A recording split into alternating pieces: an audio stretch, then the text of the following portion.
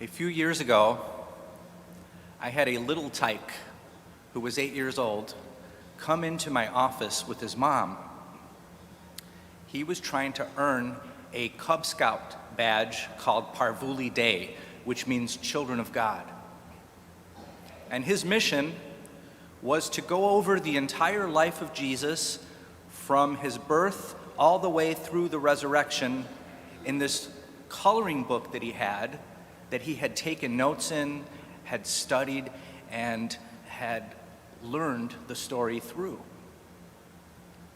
And so he began to tell the story. And it was just me and his mother in a room together. He went through the entire life of Jesus, and he explained all the different parts of Jesus' life.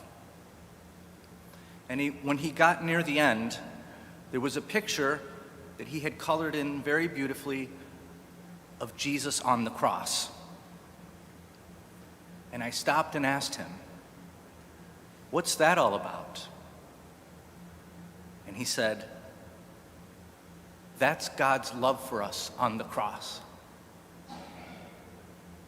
Then he proceeded to explain to me and to his mother exactly how Jesus saved us on the cross. I nearly fell out of my chair. There was a pause, and his mother said to me, "How did he do?" I said, "Some of the greatest intellects in our world today would be incapable of explaining and understanding what your 8-year-old child just explained to us today. If Albert Einstein were here, he would have been completely incapable to explain and understand what that little 8-year-old knew and understood." This story reminds me of our Lenten season, in which everything we do radiates from the cross. Our sacrifices, our services, our almsgiving, our prayers, and our love. Everything radiates from the cross. And all of these things have immense power for one reason: the cross of Christ. And because that's God's love for us. This is the love referred today in our gospel. For God so loved the world that he gave his only begotten Son, that whosoever believes in him shall not perish, but have everlasting life. It seems to me that this is perhaps the most concise verbal/written expression of our faith in the entire Bible.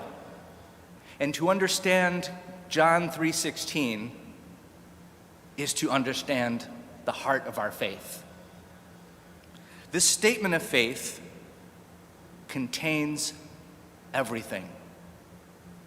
It contains the incarnation, because the Son can't save humanity unless he's God. It contains the crucifixion, because God gives his only beloved Son as a sacrifice out of love for us. It contains the resurrection, because there can be no Easter or salvation without the resurrection. Or as St. Paul says, if Christ has not risen, then we believe in vain. It contains God's love. For all of this is because God is love. And there is no greater gift, my brothers and sisters, in the entire universe than to know God's love. No greater gift for us, for our children, to know who Jesus Christ is, and to know and to understand what he did for us on the cross. And so may today's Eucharist, the ultimate sacrament of love, help us to not only know the heart of our faith, but to be transformed by it. As St. Augustine says about the Eucharist, see what you believe in and become what you believe. The Eucharist helps us to embrace the cross, to understand the cross, and it helps us to understand the sacrificial nature of the Lenten season that we are now in. The greatest expression of love comes from sacrifice. And it is this love that helps us to share Jesus through almsgiving, service, sacrifice, and prayer with our brothers and sisters. Because that's God's love for us on the cross.